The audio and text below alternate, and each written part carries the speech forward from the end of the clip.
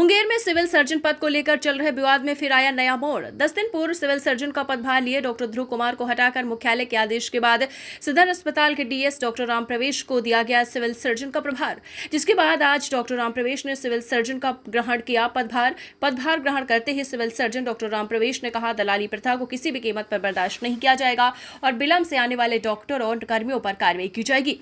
दरअसल मुंगेर के सदर अस्पताल के चिकित्सा पदाधिकारी सह उपाधीक्षक डॉक्टर राम प्रवेश ने मुख्यालय द्वारा जारी अधिसूचना के बाद आज सिविल सर्जन का पदभार ग्रहण कर लिया। बता दें कि 31 मई को निवर्तमान civil surgeon doctor Vinod Kumar Sinha के सेवानिवृत्त होने के बाद वरीयता सूची के अनुसार डॉक्टर राम प्रवेश को सिविल सर्जन का पदभार दिया जाना था, परंतु क्षेत्रीय उप निदेशक स्वास्थ्य सेवाएं मुंगेर प्रमंडल के आदेश पर कम वरीयता वाले डॉक्टर ध्रुव कुमार गुप्ता को प्रभारी सिविल सर्जन बना दिया गया था। इसके बाद अपनी वरीयता सूची का हवाला देते हुए डॉक्टर राम प्रवेश ने मुख्यालय और मंत्रालय स्तर पर इसकी शिकायत की थी और मुख्यालय द्वारा 10 जून की शाम को अधिसूचना जारी किए जाने के बाद गुरुवार को डॉक्टर राम प्रवेश ने सिविल सर्जन का पदभार ग्रहण किया।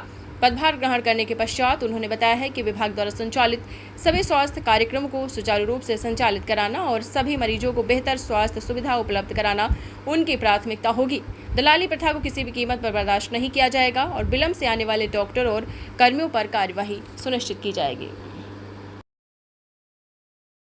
प्राथमिकता है कि जो स्वास्थ्य विभाग का जो सर्कुलर है, जो बिहार सरकार का जो सर्कुलर है, उसको अक्षरशः पालन करना, इसमें सभी कुछ आ गए।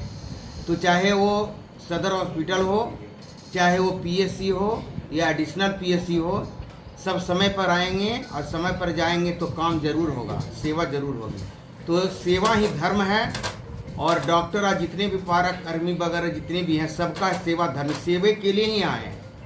आपको उससे कोई मेवा की अपेक्षा नहीं रखना है, लेकिन सेवा जरूर करना है। अगर ऐसी सेवा भावना आप में नहीं है तो आपको इस स्वास्थ्य विभाग में नहीं आना चाहिए। इसलिए मेरी पहली प्राथमिकता होगी कि सभी को समय पर सुविधा मिले, दवा मिले, उपचार हो, ताकि ये नहीं कहे कि कोई डॉक्टर नहीं है, वो डॉक्टर नहीं है, स्टाफ नहीं है, दवा नहीं है।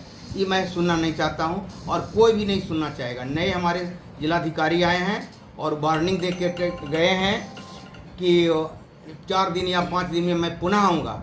तो हम आप लोगों से यही गुजारिश करूँगा कि आप लोगों को सीएस डीएम को आने का मौका ही ना दें और मैं ऐसा मौका आप लोगों को बताऊंगा कि कैसे काम किया जाता है, ताकि किसी को कहने का नहीं रहे।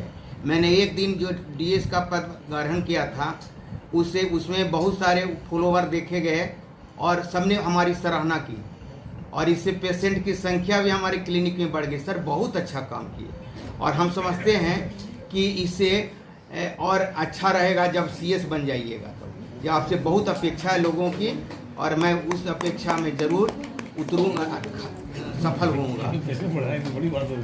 तो आपको एम्बुलेंस, हाँ ठीक है, उसी के लिए तो मैंने रात में एचएम ने हमको फ़ोन किया कि बहुत सारे घेरे हुए हैं, नया डॉक्टर है नीतीश राज, और हमारे सीएस जो थे भूतपूर्व सीएस, उनको ये कहना चाहिए था कि आपने गलत नहीं किया और वो हमको गलत ठहरा रहे थे।